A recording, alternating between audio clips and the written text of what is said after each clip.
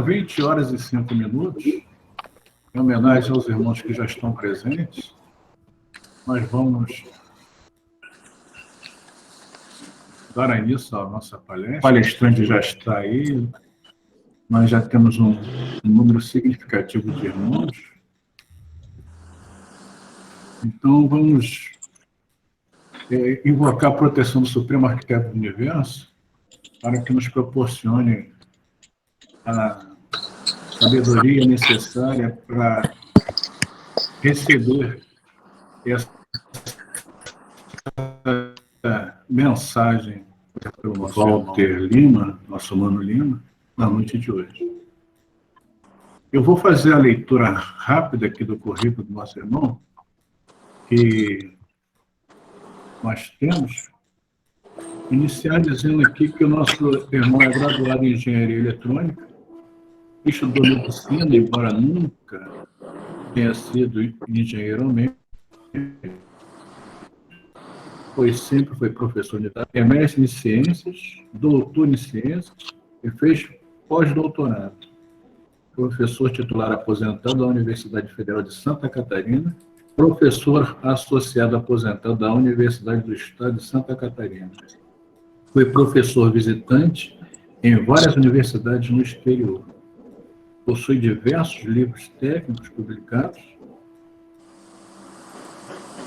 e livros sobre maçonaria, entre qual o ensaio sobre a filosofia e cultura maçônica, que eu adquiri.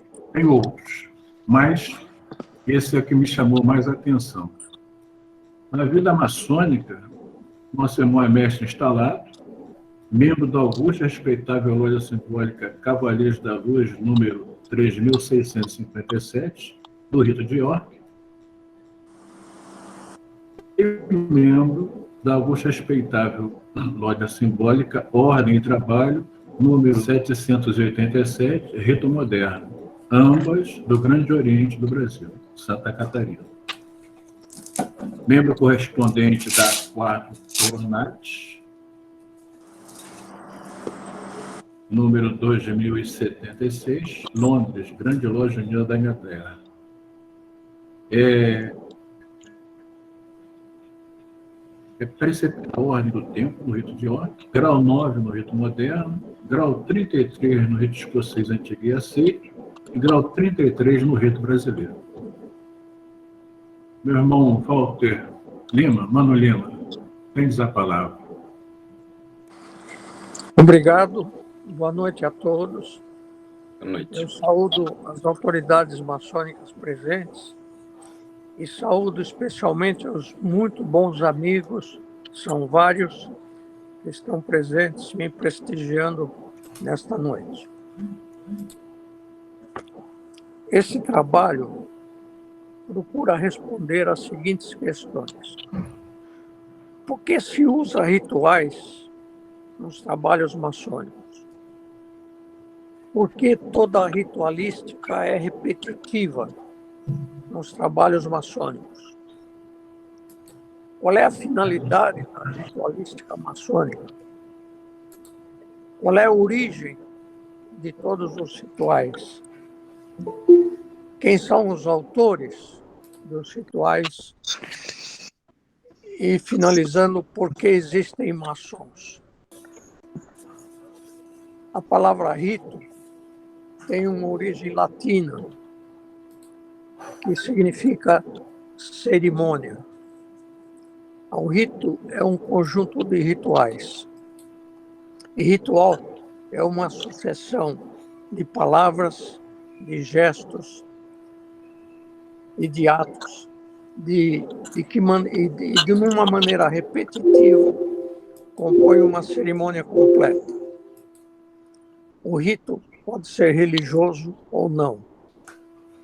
Ritual, então, é a execução de uma cerimônia, o experimentar de sensações, a motivação de valores. Um rito, por exemplo, o rito escocês antigo e aceito, é composto de dezenas e dezenas de rituais. 3 dos graus simbólicos, 30 dos altos graus, rituais de iniciação e de elevação, de exaltação, de instalação e posse de venerável, ritual de reassunção de venerável, ritual de banquete, ritual de bodas, ritual de pompa fúnebre, etc, etc. Já o trabalho de emulação, propriamente chamado de rito de York, no Gobi, não é nem um rito, nem é de York, é de Londres.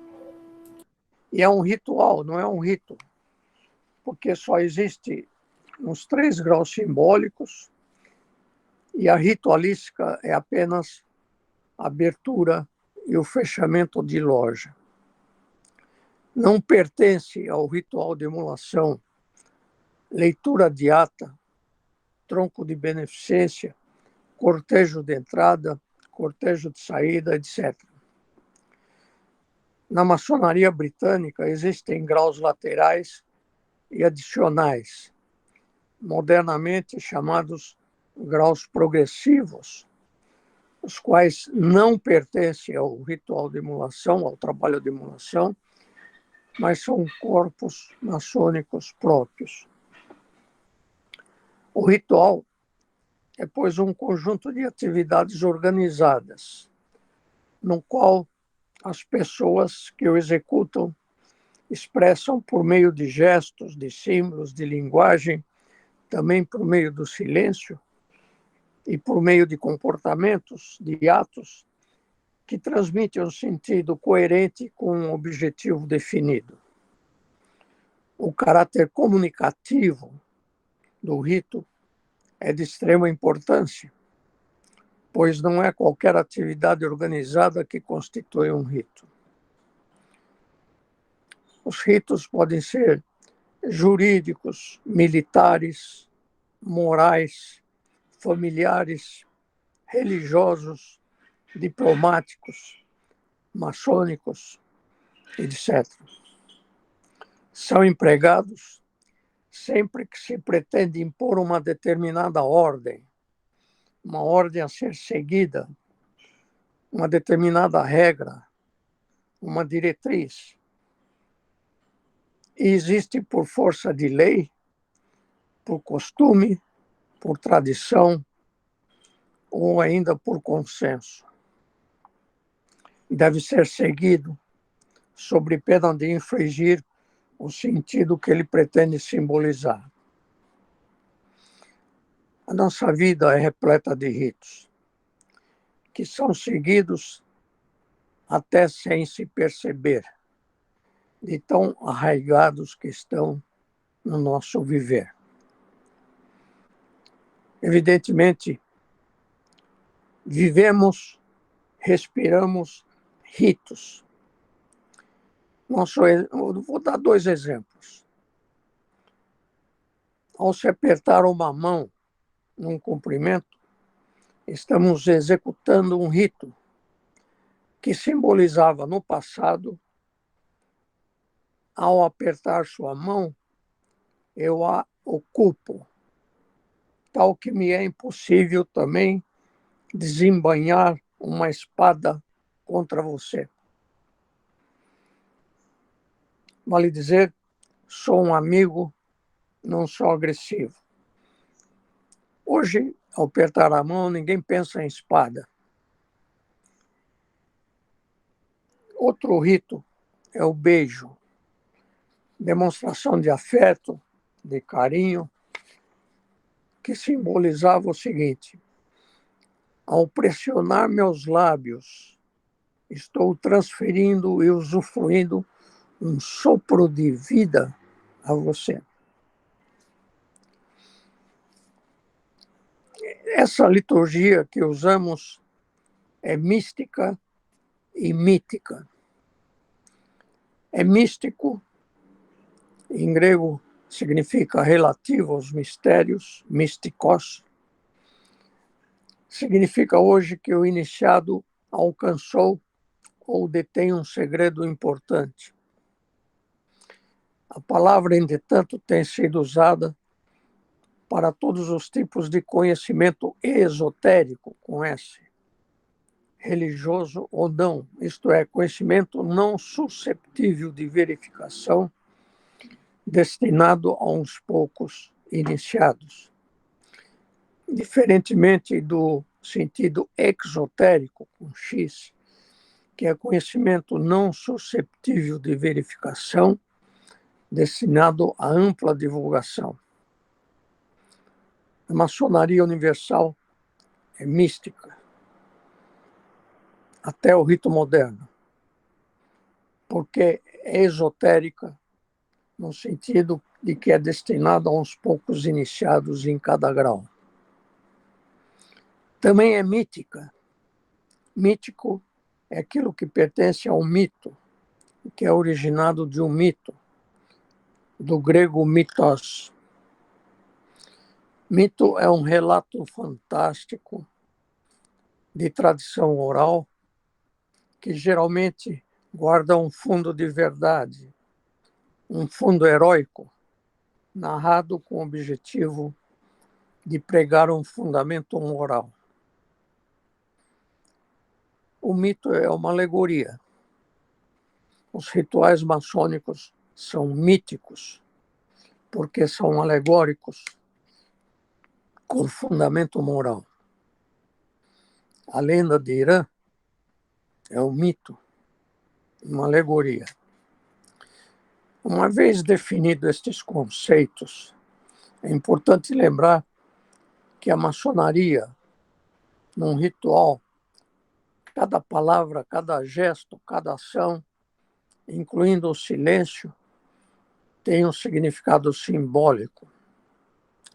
Nada é feito num ritual sem uma razão, sem um sentido. Na maioria das vezes, nós não sabemos o significado e o sentido dessas ações, mas certamente há significados simbólicos que aos poucos nós descobrimos, nós desvendamos, nós revelamos. Veja que revelar é retirar os véus. Isso ocorre em cada execução do ritual. E aí está uma das riquezas do ritual, a descoberta incessante, contínua, do significado simbólico de cada coisa que acontece no ritual. Raramente absorvemos integralmente os textos dos rituais. Nós absorvemos, nós assimilamos sempre imagens isoladas, símbolos isolados, frases e fragmentos que dependem dos nossos interesses imediatos e de nosso estado mental naquele momento. Esses fragmentos passam como fluidos pelas nossas mentes. Interessante, é muito importante uma observação. Absorvemos sempre de forma fragmentária. Por isso, talvez os rituais são tão repetitivos.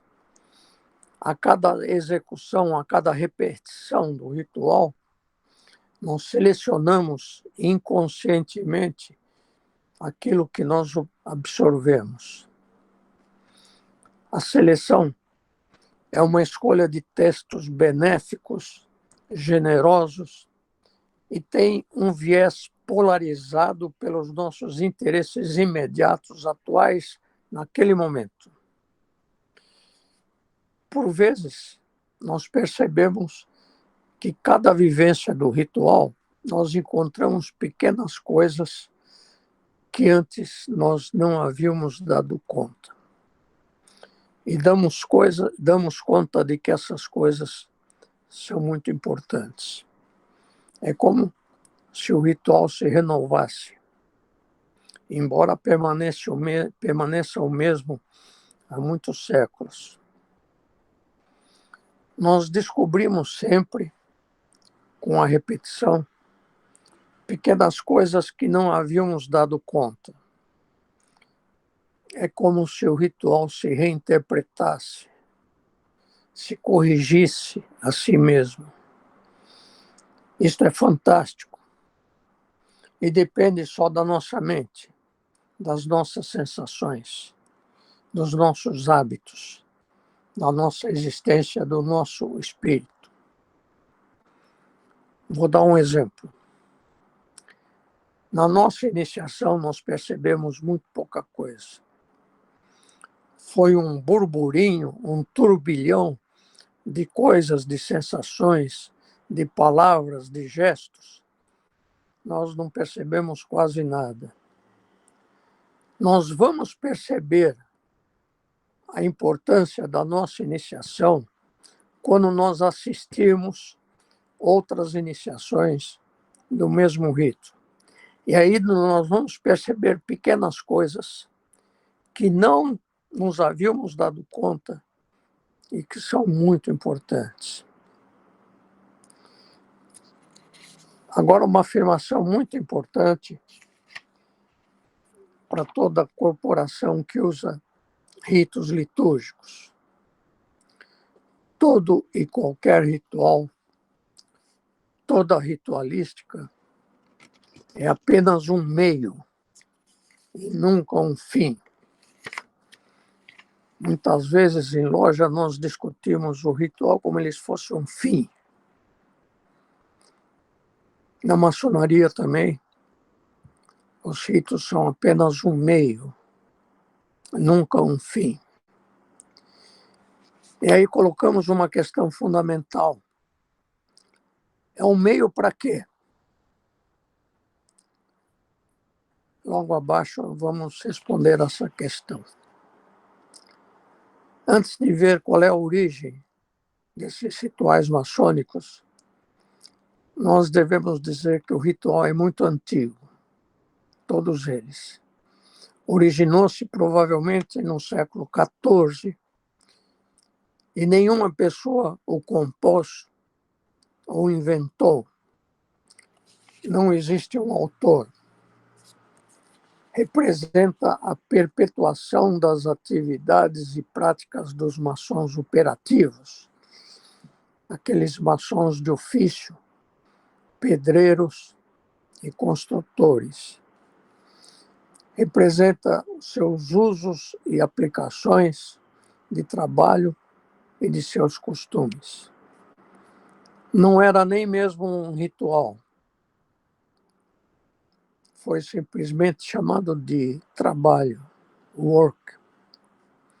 Desde o século XIV e até hoje, no Reino Unido, é chamado de work e não de ritual. Ritual e rito são palavras que apareceram na maçonaria em França no século XVIII. Foram adotados pelos alemães, pelos norte-americanos, pelos brasileiros, mas não foram adotados pelos britânicos. Do que consta esse work dos maçons operativos? Um exercício de imaginação baseado em evidências, pode-se visualizar o ritual, work. O que está em seguida são conjecturas, suposições. Não existe nenhum documento sobre isso. Todo novato que entrava numa guilda de maçons operativos tinha certamente de fazer um compromisso, um juramento ou uma promessa. E por que isso? Juramento para não revelar os segredos da construção, pois que não havia plantas, nem planejamentos, nem cálculos, somente segredos, conhecimento pragmático, conhecimento que importa o êxito prático, conhecimento desprovido de teorias. Acrescente o fato que a grande maioria dos maçons operativos, se não todos, era analfabeta. E as catedrais góticas levavam muitas gerações para serem construídas. A Catedral de Notre-Dame, em Paris, por exemplo, demandou 182 anos de construção. Vale dizer, 6 gerações à época. A Catedral de Colônia, Köln Dom, na Renânia, sua construção teve início em 1248 e terminou em 1880, ou seja, 632 anos, ou cerca de 20 gerações à época. Uma ideia de como trabalhavam e viviam os maçons operativos na construção de catedrais pode ser lida num romance de Ken Follett, chama Os Pilares da Terra. Kenneth Martin Follett, Ken Follett, é um filósofo, um jornalista, maçom, um escritor galês que nasceu em 1949 em Cardiff, país de Gales. Ele detesta ser chamado de inglês. Ele é galês. Ele é formado em filosofia pela University College of London. Tornou-se jornalista e escritor. Publicou 29 romances, todos no contexto da história medieval, moderna ou contemporânea. Os Pilares da Terra, The Pillars of the Earth, foi editado em 1989. Em 2010, transformou-se em séries de TV. Embora Os Pilares da Terra seja um romance, as conjecturas e acontecimentos que a conjuntura são bastante verdadeiras. Todos os conhecimentos de construção eram pragmáticos, como eu falei. E esses segredos de como construir eram transmitidos oralmente de geração a geração seguinte. Ao novato fornecia-se instruções de como trabalhar, como hoje na maçonaria. Era provido de ferramentas e de instruções de seu uso, como hoje na maçonaria. Era ensinado também como manter as ferramentas em boas condições de uso e instruído sobre as responsabilidades do novato, como hoje na maçonaria. A guilda era presidida e supervisionada por um mestre e seus assistentes. A nomenclatura da época no Reino Unido era Master of the Lodge, posteriormente chamado Venerável Mestre, e os assistentes eram Warden. Warden é a pessoa que cuida de um lugar determinado e assegura que as regras sejam obedecidas. São, portanto, zeladores, guardadores, posteriormente chamados de vigilantes. Entende-se por loja, na Idade Média, o alojamento em que viviam os maçons operativos. Havia também os chamados trabalhos de chão, ou oficiais do chão, officials of the ground, que transmitiam ordens do mestre da loja para os zeladores. Esses trabalhadores de chão deram origem aos diáconos e nas lojas de origem francesa aos espertos. Um comunicador organizava o trabalho, esse comunicador deu origem ao diretor de cerimônias, ou mestre de cerimônias.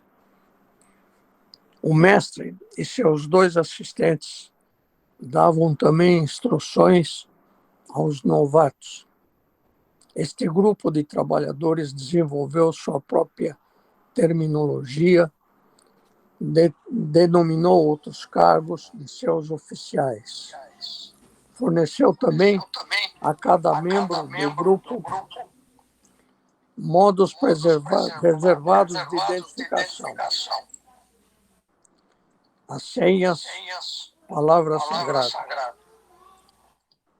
Para provar sua condição de membro do grupo no estrangeiro ou entre estranhos. Cada guilda cultivava seus próprios trajes. São os aventais de couro para proteger suas roupas, que os identificavam e se tornaram o seu distintivo. Os pagamentos, salários e as contribuições para uma caixa de previsão para o futuro, para acidentes, a futura previdência maçônica, para as viúvas, no caso de morte de um maçom, surgiu então um tronco da viúva. Por causa disso, precisavam de um tesoureiro. Analogamente, os registros de trabalhos, de horários, etc., necessitavam a nomeação de um secretário.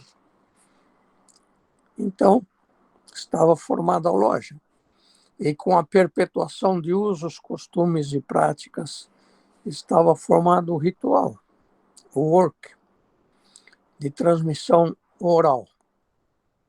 Até hoje, na Inglaterra, de transmissão oral. Aprendizes e companheiros não podem ter rituais. Transmissão oral. Repete-se o que eu disse. Tudo isso são conjecturas, não são provas escritas de que assim surgiram os rituais. Todas as palavras sagradas eram e são até hoje hebraica, ou originárias do hebraico. Por quê? As guildas eram patrocinadas e custeadas originalmente pela Igreja Católica e algumas ordens católicas, especialmente beneditinos. A língua franca entre os administradores católicos era o latim. O hebraico era conhecido por muito poucos religiosos. Era mais oculta, ou seja, mais próximo do segredo. Hebraico era mais misterioso. Hoje, todas as palavras sagradas de passe, em todos os ritos, em todos os rituais, em todos os grãos, são hebraicas, ou originárias do hebraico. Pelo mesmo motivo. A maçonaria universal e todas as palavras sagradas deveriam ser originais, pronunciadas em hebraico, e não são no mundo ocidental. No Brasil, se a portuguesa, na França, se a francesas, na Inglaterra, se anglicismos. E mutualmente pouco se entendem. Por exemplo, Jaquim, em francês, Jacquin, em hebraico, Yahim, completamente diferente. Toda a guilda tinha suas próprias regras, também de transmissão oral. Eram listas de deveres e de direitos dos maçons, regras e regulamentos com os quais os trabalhadores foram governados. Algumas dessas regras foram escritas e chegaram até nós. São as old charges, ou antigas obrigações. Essas antigas obrigações tornaram-se landmarks, que foram incorporadas às constituições das diversas obediências maçônicas. Assim, o work, um ritual, perpetuou-se, elaborado e desenvolvido por tradição,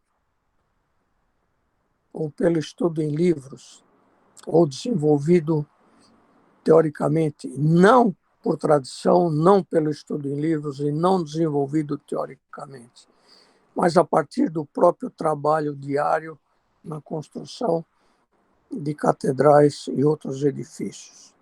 Surgiram alegorias e lendas cujo objetivo era, e é ainda hoje, evidenciar simbolicamente a preparação para o desenvolvimento de virtudes, de valores, do bem viver. E aí está a resposta. Todo ritual maçônico é apenas um meio e nunca um fim. É um meio para quê? Para a preparação para o desenvolvimento de virtudes, de valores e de bem viver. Meio para concretizar a fraternidade numa loja, visando a união de virtudes. Meio para enaltecer os valores morais, o espírito humanístico, o verdadeiro amor fraternal. Meio para realizar a busca da verdade, a busca da fraternidade, do humanismo. Meio para a realização de caridade no meio maçônico. Aos poucos, a partir do século XVI, houve um declínio das atividades das guildas. E por que isso? Pelo desenvolvimento científico, desenvolvimento da matemática, as construções tornaram-se viáveis tecnologicamente, baseadas em cálculos estruturais, planejamentos, elaboração de plantas e projetos. Muito mais barata. O pragmatismo dos maçons operativos, das guildas, tornou-se obsoleto e economicamente dispendioso face ao desenvolvimento tecnológico. Acrescenta-se o aparecimento de universidades, formando arquitetos e construtores. Aos poucos, a maçonaria operativa transforma-se em especulativa. Na Escócia, ainda no século XVI, aparecem os primeiros maçons aceitos, isto é, maçons que não eram pedreiros, nem construtores, mas filósofos, aristocratas, religiosos, cientistas, oriundos das universidades, que substituíram as construções de catedrais pela construção do seu ser interior, pelo desenvolvimento das suas virtudes, usando toda a simbologia e a filosofia expressa no work. A data aceita como marco dessa mudança é 1717, em Londres. Já nessa época, a maçonaria moderna, denominada especulativa ou dos aceitos, já muito distanciada da influência da Igreja Católica, tinha ainda grande influência da Igreja Anglicana e dos calvinistas escoceses, isso na Grã-Bretanha. Em França, nessa época, o escocismo ainda não era rito escocês antigo e aceito. O escocismo tinha influência da Igreja Católica, devido aos jacobitas irlandeses católicos. Daí porque nos ritos de origem francesa existem tantas palavras de origem católica. templo, rito, balaústre, etc. Em França, essa influência só foi abolida na Revolução Francesa. Agora, algumas considerações finais. Os rituais são muito ricos e extremamente eficientes quando se questiona o porquê de cada procedimento.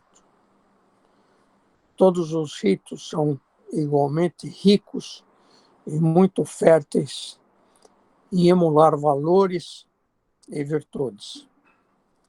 Há que questionarmos o porquê de cada ação, de cada símbolo, de cada palavra. Muitas vezes esse porquê não é imediato, não é fácil de descobrir respostas. Há também aqueles que teorizam tentando responder questionamentos baseados no seu subjetivismo pessoal. São os que praticam o achismo.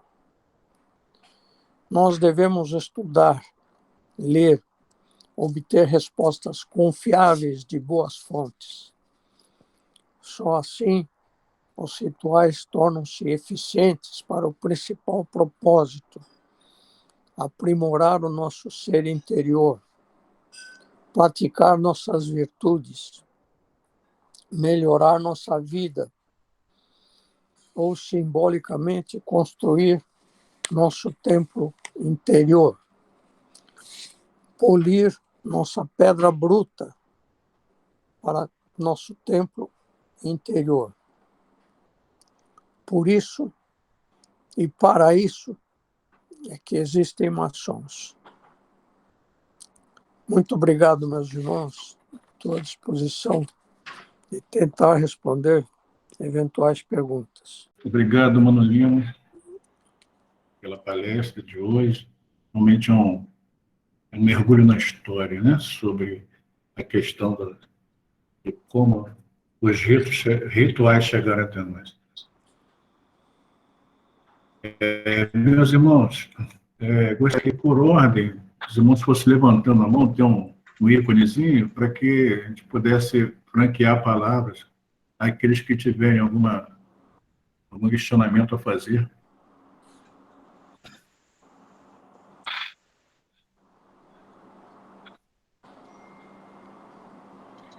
Irmão Moacir, tem a palavra, mano.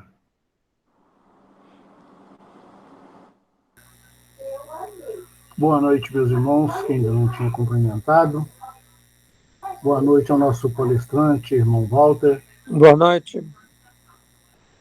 Foi realmente uma das melhores palestras sobre maçonaria tradicional que eu tenho visto nos últimos tempos, meu irmão Walter. Você trouxe à tona, pelo menos lançou um facho de luz em muitas coisas que, às vezes, quando a gente não tem nem sequer literatura adequada para se agarrar, a gente começa a imaginar. E isso que você disse hoje, acabou de nos esclarecer sobre as palavras sagradas serem em hebraico, durante toda a minha trajetória, enquanto fazia tantos graus simbólicos como filosóficos, nunca ouvi de nenhum instrutor me falar claramente que era hebraico. Eu comecei a desconfiar e pesquisar. Aí foi que eu comecei a levar aos nossos graus filosóficos do rito brasileiro, explicando para os nossos irmãos que, olha, pesquisem que eu acredito que essas palavras sejam em hebraico. E sempre pelos fatos que no ritual estava mandando ler de trás para frente. Eu falei, quem é de trás para frente, semelhante a isso que nós fazemos aqui, é o hebraico, né?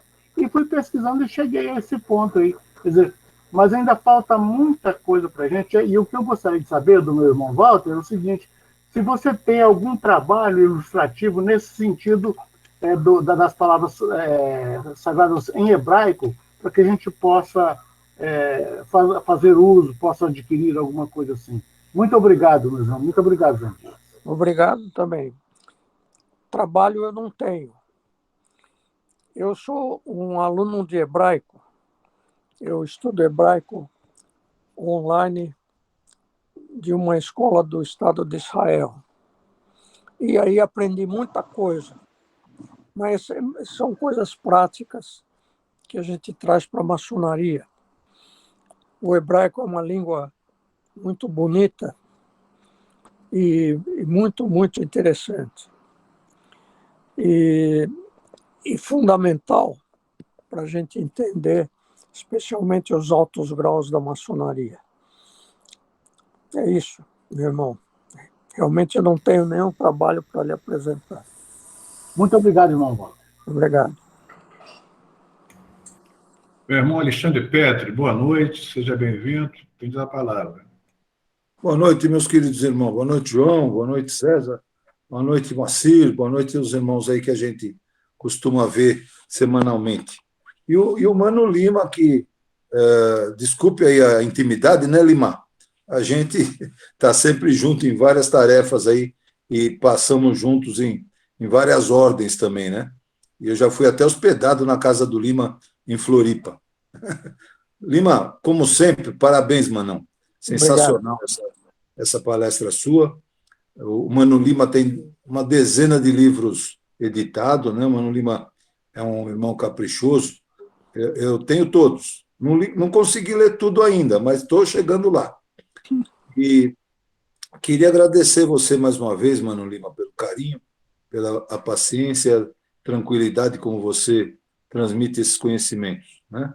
Quem sabe um dia também eu vou aprender com você a escrever e entender o hebraico.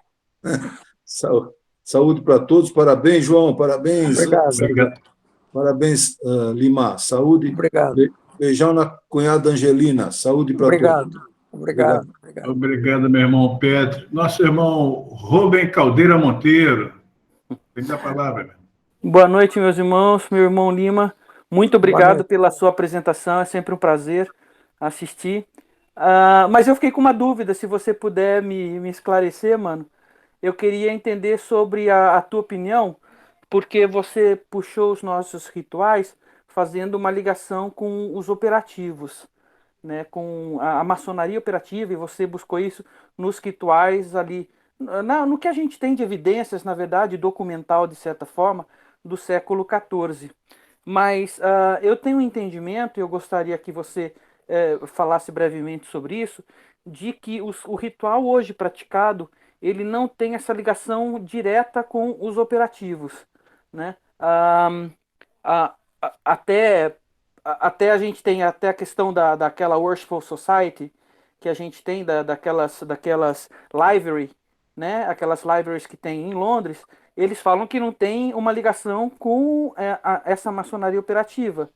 E eu tenho um entendimento pessoal que talvez a maçonaria tenha mais a ver, a maçonaria como praticada hoje, talvez tenha mais a ver com as práticas eventuais de uma ligação com a Royal Society, e como aqueles filósofos entenderam a questão da maçonaria do que próprio com a questão dos operativos. Eu queria entender, você entende que existe sim esse link com a maçonaria operativa diretamente, ou seria um mix disso, de certa forma, como uma extrapolação feita por filósofos, por místicos, desses rituais operativos com essa temática filosófica? Como que você entende isso? Ou você entende que tem sim uma ligação direta com a maçonaria operativa, a ponto da gente poder dizer que a maçonaria especulativa é derivada da operativa? Qual o seu entendimento? Obrigado, mano. Olha, ligação direta não existe. O que existe é a origem. E você falou, por exemplo, na Royal Society. Os 11 membros fundadores da Royal Society, todos eram maçons. E trouxeram para a Royal Society essa simbologia de construção, de construtores, né? Todos os símbolos, ou a maioria dos símbolos maçônicos, são de construção. Essa é a ligação.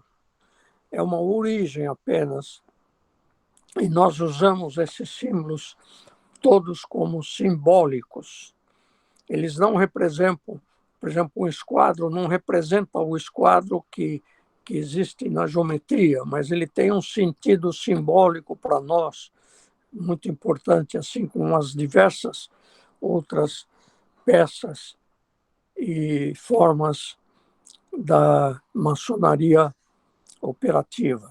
Então, o que existe é uma origem, é uma ascendência, não é? Uma inspiração, talvez. Exato, uma inspiração. Uhum. A maçonaria especulativa, ela usa apenas os símbolos da maçonaria operativa, não é? Até o ritual, como eu disse, ele é originário da maçonaria operativa, mas não é maçonaria operativa, não é mesmo. Obrigado, meu irmão. O nosso irmão Fernando de Faria, que está assistindo, que é engenheiro civil também, ele pode ser um maçom operativo dentro da maçonaria especulativa, mas simplesmente por causa da formação dele. Ok. Obrigado, mano. Valeu. O irmão Abitino Berlando da Costa, tens a palavra. Boa noite a todos os meus irmãos. Obrigado, meu querido irmão João Dias, por vê-lo novamente. Estava saudoso de você. E parabenizar o nosso irmão Walter pela brilhante palestra que realizou no noite. Obrigado. Demonstra realmente que nós ainda estamos, apesar de todos os pesares, apesar de já termos adquirido alguma cultura maçônica, nós, enquanto maçons, ainda somos um tanto quanto ignorantes com relação à nossa maçonaria. E queira Deus que nós não consigamos aprender tudo, porque ela é muito sublime. Então, hoje aprendemos um pouquinho mais.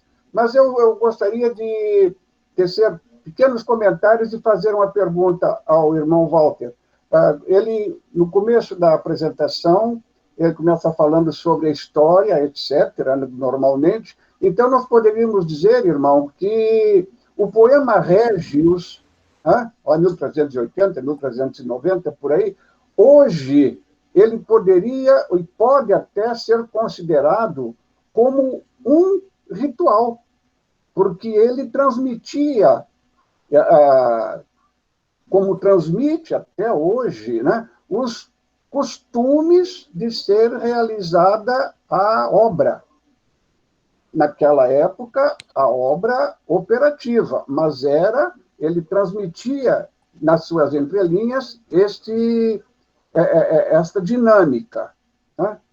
E com relação ao ingresso de profanos, o irmão citou alguma coisa, me parece que no início da grande loja de Londres, a gente tem algumas leituras, né, que nos dão como o primeiro profano iniciado em 1608, James Boswell, parece-me que é, lá na Escócia, né?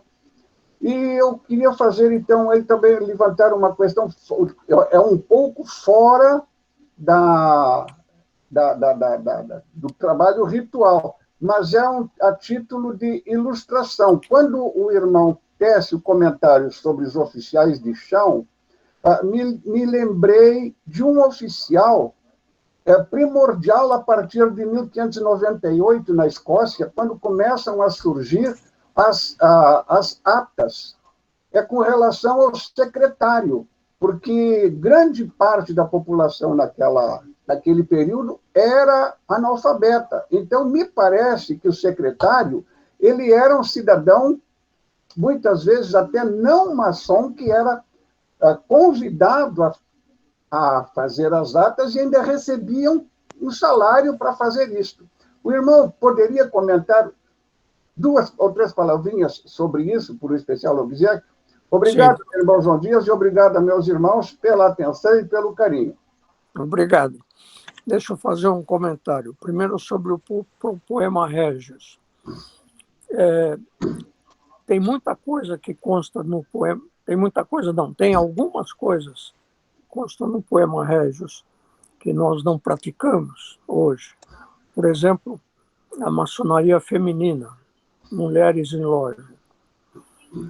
Segunda observação, não existiam atas escritas na Idade Média, justamente porque todos eram analfabetos. Toda a preservação era oral. E por isso nós perdemos muito da história da maçonaria na Idade Média. Essas atas só começaram a aparecer por escrito na Escócia em torno de 1600, por aí. Portanto, muita coisa da história da maçonaria nós perdemos, nós não sabemos. Se houvessem atas escritas, nós tínhamos uma história fantástica da maçonaria na Idade Média, maçonaria operativa, mas elas não existem. É isso, meu irmão. Muito obrigado, meu Deus. Obrigado, meu irmão João Dias. Meu irmão Alfério, pois não, pode fazer uso da palavra. Obrigado pela contribuição, Bettini. Muito obrigado. Mano Lima, meus parabéns pela sua palestra, realmente espetacular.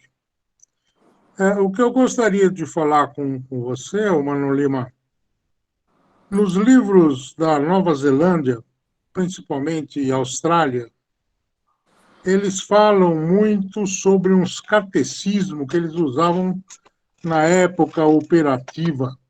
Esses catecismos, obviamente, não eram escritos, como já deixou bem claro, mas eram transmitidos assim, de uma maneira oral e sempre repetitivo, né? Você teria alguma informação sobre isso daí, não? Não, não tenho, realmente não tenho. Essa palavra, catecismo, surgiu em França, no escocismo, justamente por ter ligação com a igreja. Essa palavra não é usada na Inglaterra e foi parar na Austrália através de franceses, né? É a única coisa que eu sei. Tá. Eu vou procurar nesses livros que eu trouxe lá da Nova Zelândia, eu vou ver se eu conseguir alguma coisa, eu passo para você. Eu agradeceria muito informações sobre isso. Obrigado.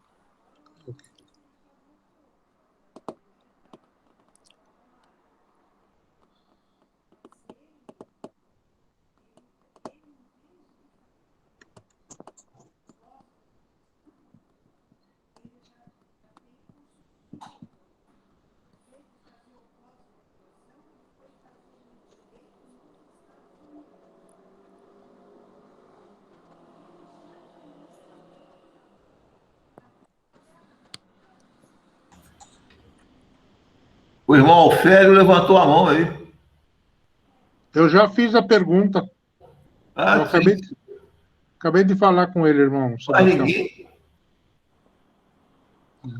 Mas já que não tem mais ninguém perguntando, eu gostaria de fazer mais uma troca de ideia com o Mano Lima. Eu achei muito interessante, Mano Lima, quando você falou sobre o trabalho, né, que é feito no Emulation. Você podia repetir por que não é um ritual? Eu não entendi bem. Se você pudesse me esclarecer.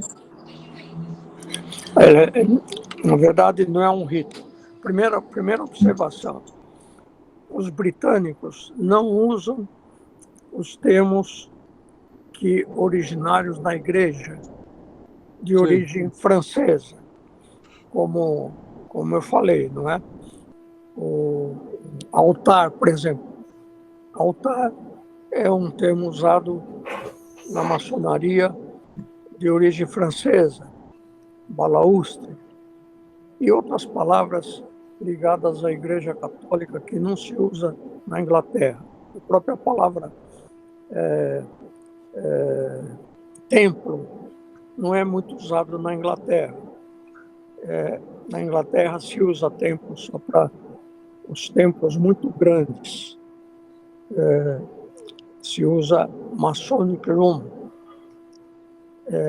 Isso é um exemplo.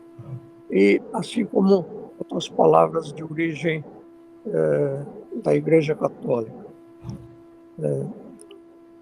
Veja que o work, ele não é um rito, porque a única parte ritualística do trabalho de emulação é a abertura e o fechamento da loja. Isso se faz também durante o intervalo, né? Fecha-se a loja para o intervalo e depois se abre. E no início e no final da sessão. Tudo o restante que se usa no trabalho de emulação não é ritualístico. Você pode fazer como quiser. Por exemplo, a coleta de óvulos, o tronco de beneficência, a leitura de ata, tudo isso não é ritualístico. Ao contrário do rito escocês antigo e aceito, por exemplo, em que tudo é ritualístico, não é? O óbolo, a coleta, tronco de beneficência num trabalho de emulação pode ser feito em loja fechada, na saída da loja, em que os dois diáconos ficam em ambos os lados da porta, obtendo os fundos. Assim também, a leitura da ata nem é obrigatória no trabalho de emulação. Você pode mandar ata por e-mail e apenas fazer uma votação de aprovação ou não. No rito escocês, por exemplo, é obrigatório leitura da ata e tronco de beneficência é ritualístico no rito escocês, tem que ser feito aquelas três triângulos e é para coleta. Então, por isso, o trabalho de emulação não é um rito, é ritualístico apenas a abertura e o fechamento da loja. Todo o restante você pode fazer como quiser. Ok. Boa noite, meus irmãos. Meu nome é César, né? A gente toca o grupo junto com o irmão Abel, e eu ajudo muito o João Dias. Eu quero justificar, faltou energia na residência dele e ele ficou sem internet. Aí ele me mandou pedindo socorro. Já voltei. Continuar, né? Temos o irmão Moacir com a mão levantada, e depois tem o irmão Hernandi, também Cipriano com a mão levantada. Irmão Moacir, pode fazer seu questionamento. Ô, irmão César, é porque a minha pergunta seria a segunda. Pode colocar o irmão aí, porque é primeiro, né? Ok. Irmão Hernandi. Em seguida, eu gostaria de fazer uma segunda pergunta ao meu irmão Walter. Ok. Obrigado. Irmão Hernandi. Obrigado pela palavra. Eu estou em dificuldade de me manifestar pela voz, mas eu queria agradecer ao Mano Lima mais uma vez, que é o nosso guru, nosso guru da loja, tá? É o meu escudeiro, como ele se intitula, né? Dizer que todas as palestras que ele nos brinda sempre são muito ricas de conhecimento, tá? É uma das razões de eu estar pertencendo à loja da Alvorada de Sabedoria. Eu não canso de dizer isso, né? É em função da qualidade dos membros e especificamente do irmão Lima. Tá? Obrigado. Que todas as lojas que o convidam para proferir palestras, que não é uma só, são premiadas pela sabedoria que ele contém. Obrigado. E dizer que eu fico muito grato, né? E peço desculpas pela minha não manifestação, em função que eu sofri uma cirurgia bucal, com implantes de pinos e tudo, e estou ainda em convalescência. Então, a recomendação é de que eu não faça uso da palavra para não prejudicar as estruturas que ainda estão presentes. Vou desejar a todos uma boa noite, agradecer ao irmão João Dias pela recepção e, mais uma vez, convidar os irmãos para a semana que vem, na segunda terça-feira do mês, dia 13, nós teremos a nossa primeira palestra deste ano, dessa gestão, né, no segundo semestre deste ano, e com certeza será uma palestra também voltada para alguns conhecimentos que não são muito próprios de se tratar em loja de maçonaria, mas é de uma profundidade muito grande. Obrigado, uma boa noite e um bom descanso a todos. Obrigado, meu irmão Hernandes. Irmão Abel Tolentino, pode fazer uso da palavra? Boa noite, irmãos. Irmão Walter, para mim é uma alegria imensa em revê-lo. Obrigado. Sei se o irmão lembra, eu tive a oportunidade de conhecê-lo quando da visita ao nosso irmão Jerônimo Borges. E fomos na Academia Maçônica de Letras de Santa Catarina, faz alguns dias. É muito Me lembro disso. Me lembro. Isso. Meus parabéns pela palestra. Brilhante palestra. Realmente, o irmão tem um conhecimento, uma sabedoria enorme. Parabéns. Obrigado. Moacir, quer falar, Moacir? Eu gostaria de tomar mais um tempinho do nosso... Aproveitar, né, enquanto temos um irmão deste nível para nos ok. Mostrar. Irmão Walter, é o seguinte, os ritos que foram criados após a expansão dos ritos em França, né, usam muito, por vezes, autores considerados célebres lá, quando nasceram os ritos em França, né, e nos anos 1800, 700 e depois 1800, para fundar a sua maçonaria tradicional e, em seguida, trazer a evolução dessa maçonaria em cada nação. E, por exemplo, em particular no nosso rito brasileiro, às vezes cita-se muito, tanto no grau simbólico quanto no filosófico, cita-se muito Jean-Marie Ragon, né, do qual, inclusive, eu tenho essa obra dele, vocês dá para ver, A Ortodoxia Maçônica, né, que é traduzida em português. Um outro autor, que eu não consegui, já vários irmãos eu perguntei, eu não consegui saber a respeito, e que é citado, e gostaria de ter alguma referência, é o François Timoleon Beg Clavel, mais conhecido como FTB Clavel. Eu só conheço, coloco assim nas referências sobre ele. Eu gostaria, se o irmão saber se conhece esse autor e essa obra dele, porque eu já procurei, tem ela em francês, mas em português eu não achei. O que você poderia me falar sobre esse escritor maçom, meu irmão Walter? Olha, eu tomo a liberdade de passar a palavra para o nosso irmão Fernando de Faria, que está aqui presente, que foi um dos principais autores dos altos graus do rito brasileiro. Ele conhece, portanto, muito mais o rito brasileiro do que eu. Eu passo a palavra, se me permite, ao meu amigo Fernando de Faria. Obrigado, Mano Lima. Estava aqui escondidinho, só ouvindo. Os autores mencionados pelo Moacir, eles não têm muita coisa a ver com o rito brasileiro, não, Moacir. Nós vamos divergir com fraternidade, mas nós não temos muita coisa. Eles são autores clássicos, todos dois, o Clavel. Eles são autores clássicos, mas com o nosso rito, o rito brasileiro é muito ligado, sim, apenas nos graus simbólicos da maçonaria tradicional ao rito escocês antigo e aceito. Mas nós não, diretamente dele, nós não temos na nossa doutrina nada que nos leve a eles, entendeu? A essa ortodoxia maçônica, aí, nada a eles. Nós somos um rito da cultura nacional, o rito do jeitão brasileiro. Eu não quero falar muito, não. O Lima foi muito gentil. Eu não iria falar, não, viu, Lima? Mas hoje foi uma oportunidade de revê-lo, né? Foi muito, muito bom revê-lo e ouvi-lo com a sua tranquilidade. E agora eu sou um velho mais tranquilo. Depois dos 80 anos eu fiquei mais tranquilinho também.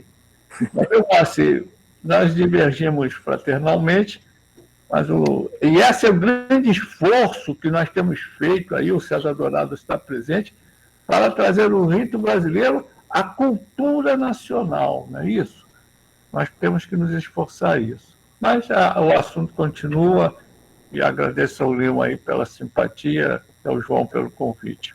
Bom ver você, viu, Leão? Você engordou um pouquinho lá, coisa e tal, mas isso faz parte aí da comida gostosa aí. Tá. Muito obrigado, meu irmão Fernando Faria. Irmão Walter, o irmão primeiro, meus parabéns pela excelente palestra. Obrigado.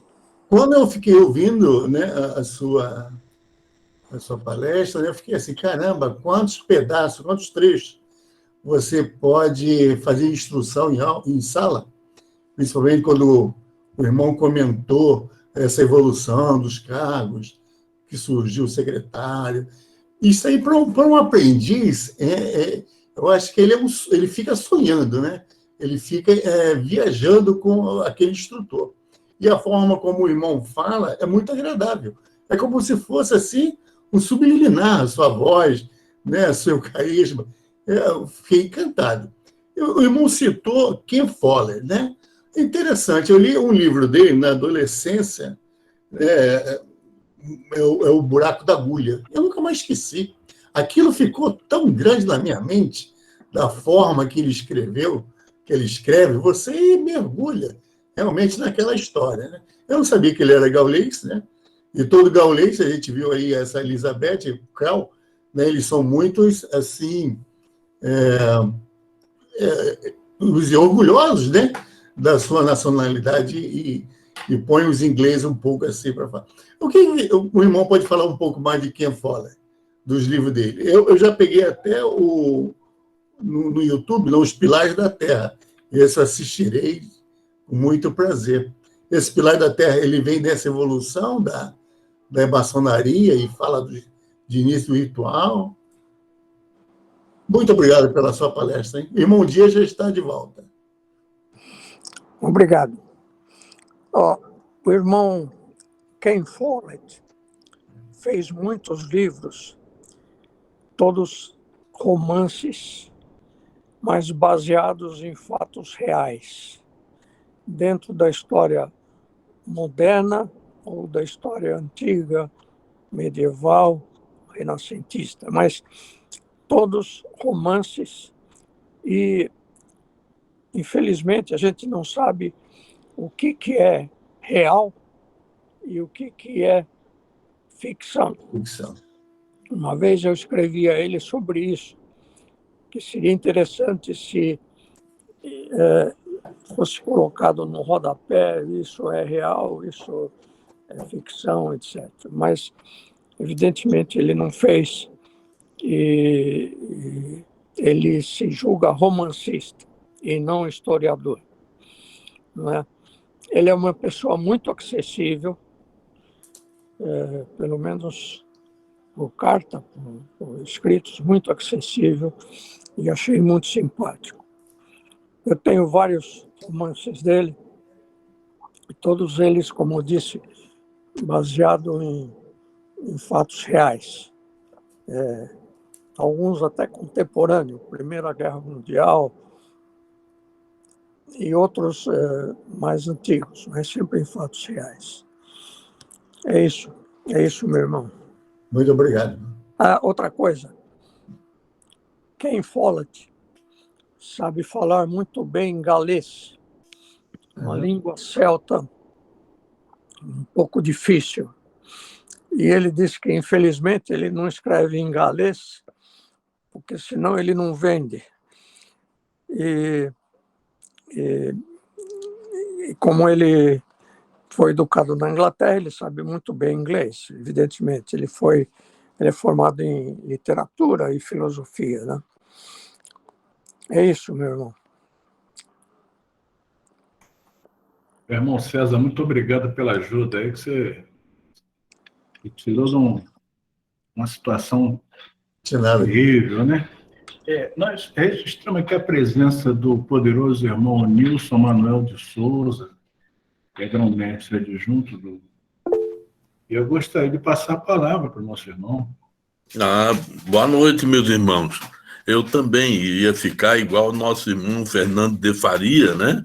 Depois da palestra do nosso irmão Lima, que a gente só prestou atenção e vamos aprendendo cada vez mais, né? Eu só gostaria realmente de dizer que é um prazer enorme, vocês não têm a noção da alegria que eu estou sentindo de estar participando dessa reunião. A princípio, foi convidado pelo nosso irmão Lima e eu fiz o possível, realmente, de estar aqui presente, porque sempre é bom nós ouvirmos o nosso irmão Lima. Obrigado. E quando me deparei com o nosso irmão Fernando de Faria, que faz seguramente uns 15, 20 anos que eu não o vejo, e o nosso irmão César Dourado, que eu já pedi alguns favores, inclusive com relação à decoração de templo, ele ficou praticamente uns 15 dias fazendo um trabalho sobre decoração de um templo do rito brasileiro, porque a minha loja, União Palhocense, aqui em Palhoça, está construindo um templo agora e estamos tentando fazer a ornamentação exatamente do rito brasileiro, né, para que sirva até de modelo, né? Nós não temos a pretensão, de forma alguma, de estar, não é vaidade nesse sentido, e sim fazendo com que cada rito apresente as suas características. As lojas do rito escocês sejam realmente decoradas do rito escocês, do rito brasileiro também, do Adoniramita, um lindo, para mim é um dos maiores, um dos mais bonitos ritos, desde que sendo bem praticados, né? Então, é por isso que aí o nosso irmão César Dourado nos ajudou e está nos ajudando ainda. Eu ainda tenho algumas dúvidas e, com certeza, eu vou entrar em contato com o nosso irmão César Dourado. Então, eu vou me limitar a dizer que eu estou muito feliz de estar participando, parabenizar o nosso irmão Lima, e sempre que for possível me convidar aí, se eu puder, eu com certeza estarei. E em nome do Grande Oriente do Brasil, Santa Catarina, na condição de grão-mestre adjunto, eu digo que estou muito feliz e parabenizo a loja Alvorada da Sabedoria. Muito obrigado. Obrigado. Obrigado, meu poderoso irmão. Nosso irmão William levantou a mão, William Silva levantou a mão. Depois eu queria ouvir também nosso irmão Dourado. Dourado e Fuad também entra na fila. Pô. Pode falar. Boa noite, meus irmãos. Eu gostaria de agradecer o irmão Lima pelo convite. Meu nome é William Silva, eu falo de Florianópolis, da Franciscana, sempre trabalho no Ritual Emulação. O Lima é um grande amigo e a gente está sempre aprendendo. É um prazer imensurável participar de palestras dele, é sempre um aprendizado profundo. Ele é uma das minhas maiores fontes de pesquisa. Então, primeiro fica esse agradecimento pelo convite e parabenizar por essa explanação fantástica. Tá? Obrigado. Eu acabei não consegui dar do início. Tem só uma opinião tua. Os minutos iniciais eu não peguei, pode ser que eu tenha perdido essa parte, mas eu queria lhe perguntar uma opinião sua. O que você acha sobre algumas bibliografias para a Assembleia de York, né, que aconteceu ali entre 1926 e 1932, onde o manuscrito Regius também cita, alguns autores trazem como algumas evidências de umas primeiras origens, né, dos operativos, onde reuniram guildas, construtores, seria algum primeiro movimento com protótipos, né, da maçonaria, mas a gente ainda tem várias discussões entre vários autores sobre isso. Queria saber a tua opinião.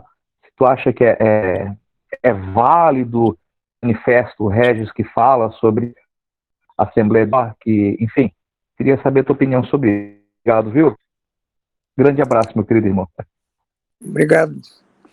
Olha, todos esses documentos antigos são as únicas fontes que nós temos da maçonaria na Idade Média. Conforme eu disse, nós não temos outras fontes porque não haviam atas escritas. Nós temos apenas esses documentos. Tem o documento italiano é mais antigo e tem esses britânicos, tem alguns documentos alemães, de origem alemã também. São as poucas coisas que temos. E nós usamos apenas para tentar imaginar a história da maçonaria na Idade Média. Né? É muito pouca coisa. É muito pouca coisa. É isso. Eu queria também dar um grande abraço ao meu irmão César Dourado, que é o meu irmão gêmeo no grau 33. Nós dois fomos no grau 33 aqui em Florianópolis, numa reunião que eu me lembro até hoje, muito boa, uma sessão muito boa. Um grande abraço, César. Meu irmão Dourado, está presente? Meu irmão Lima, muito emocionado em revê-lo, de coração. Algum tempo que eu não ouvia, né? Muito tempo já, algum tempo. E também sou seu fã, tem alguns livros seus também, do Moacir. E, meu irmão, eu acho que é o seguinte, essas lives tem uma coisa muito importante. Eu acho que realmente, mais do que nunca, nós estamos vivendo aquela maçonaria, né, do comprimento, né, do Oriente ao Ocidente, a largura do Norte ao Sul, porque nós temos essa possibilidade aqui de irmãos de vários estados, vários orientes, várias potências, quer dizer, não há mais barreira, né? Não há mais barreira. Eu não sei algumas coisas em relação ao segredo maçônico, mas mesmo assim ficou muito fácil. Quer dizer, a pandemia nos trouxe inconvenientes, mas para a maçonaria ela trouxe uma abertura, uma comunicação, essa facilidade de comunicação, né? Aqui tem irmãos que hoje já conheço, que fazem palestras, estão sempre palestrando e firmando seu nome. Tá? Então, irmão Lima, agradeço por ter aceito o convite do irmão Dias. Ele falou, eu convidei o irmão Lima para fazer palestra, foi maravilhoso, e foi muito bom mesmo, e que tenhamos outros brindes desses, né? E irmão de Farias também está quietinho, mas tem muito a nos brindar também, irmão de Faria. Só um adendo, eu acredito que o que o nosso irmão Moacir está falando é o Ragon no sentido cobridor, do cobridor universal. Né? Porque o que acontece hoje? Se você pegar livros do escocês, do brasileiro e de outros, há palavras hebraicas escritas erradas. Estão escritas erradas. Então, tomou-se como assim, um padrão o Ragon. Então, eu, por exemplo, fiz algumas correções baseado no Ragon, mas o cobridor universal dele, ele como cobridor, o Ragon. Deve ser isso, talvez, que tenha falado o nosso irmão Lima. Tá, muito obrigado, então, e sucesso, meu irmão. Um sucesso. Obrigado, muito obrigado. E também não esquecer nossa sessão de T3, foi muito bonita mesmo. Foi surpresa e bonita, muito bonita. Muito bom, muito obrigado. Nosso irmão Fuad Haddad quer se manifestar. Meu irmão Lima, no domingo nós teremos uma palestra sobre o rito brasileiro, a interiorização do rito brasileiro. Falarão irmãos do Amazonas, Rondônia e da Bahia. Eu depois passo o link, né, se você tiver disponibilidade para assistir. Perfeito. Bom mesmo. Trabalho que está sendo feito sobre a interiorização do rito. Perfeito. Meu irmão Fuad. Irmão João Dias, boa noite, meus irmãos. Não, venerável, só para cumprimentar o irmão, para mim ele foi muito claro nas suas colocações, agradeço muito a oportunidade e deixar aqui, né, um grande abraço aí, esse irmão que eu tenho com meu mestre, não é nem irmão, é mestre. Obrigado. É um prazer imenso rever o irmão com saúde, presente entre nós aqui. né? Então, um grande abraço a ele, um abraço a todos os irmãos, obrigado pela mais essa oportunidade. Um abraço, cunhada, meu irmão Fernando. Obrigado aí pela contribuição. Bom, Obrigado, Fuad, valeu. Não temos mais nenhum outro irmão que queira se manifestar, a não ser o nosso irmão De Faria. Vai falar alguma coisa, meu irmão? Nós temos alguma coisa programada para terça-feira que vem? Já falou, acho que todos falaram, a simpatia do Lima, a magistério, né, com que ele se desenvolve, a amizade que ele pôde nos trazer, enfim, esse encanto todo da palavra do Lima ficou um pouco distante para quem ouviu assim de repente, né? Para quem convive com Lima, é como quem toma um bom vinho, né? Ou então como quem toma um bom uísque, né? O Lima sabe essa carinha de anjo, mas ele é um bebedor de uísque fabuloso. Então, ô João, foi muito bom. O César Dourado falou, meu Fuad, tanta gente querida, boa, gostosa. Só isso aí valeu a palestra, além do que o Lima, da análise que o Lima nos trouxe. Obrigado. O João tá lá, eu vou fazer uma revelação aqui, eu tenho a língua grande, né? O João está em Saí, está numa prainha aqui no Rio de Janeiro, assim, deliciosa. Não sei se quem conhece essa praia, é uma praiazinha, é para poucos essa praia. E o João está lá, gozando, usufruindo lá, Mangaratiba, lá a praia de Saí. É grande isso aí. Boa noite, então, a todos. Alemão, um abraço, viu, querido? Foi um prazer. Obrigado, boa noite. A irmã Angelina também. Meus irmãos, muito obrigado a todos. Nosso irmão Walter Lima, Mano Lima, muito agradecido por ter se disponibilizado. Você trouxe um número de irmãos valorosos nessa noite de hoje, né? Nós estamos aqui envaidecidos e logo assim que estiver disponível, eu encaminho a gravação, né, para você, para os irmãos que pediram também aqui no chat. Obrigado. Eu, mais uma vez, dizer que domingo teremos essa palestra sobre o rito brasileiro, sobre a interiorização. Aqueles irmãos que, na condição de obreiros, delegados litúrgicos, veneráveis, puderam caminhar também com o rito brasileiro para esses rincão afora, né, conforme nosso irmão De Faria, César Dourado, também caminharam. Para finalizar, nós deixamos com você, meu irmão palestrante, as palavras finais, desejando a todos um final de noite agradável, que tudo corra bem. Meus irmãos, eu gostaria de agradecer essa oportunidade de conversar com todos vocês, de rever bons amigos e também de aprender. Nós sempre aprendemos.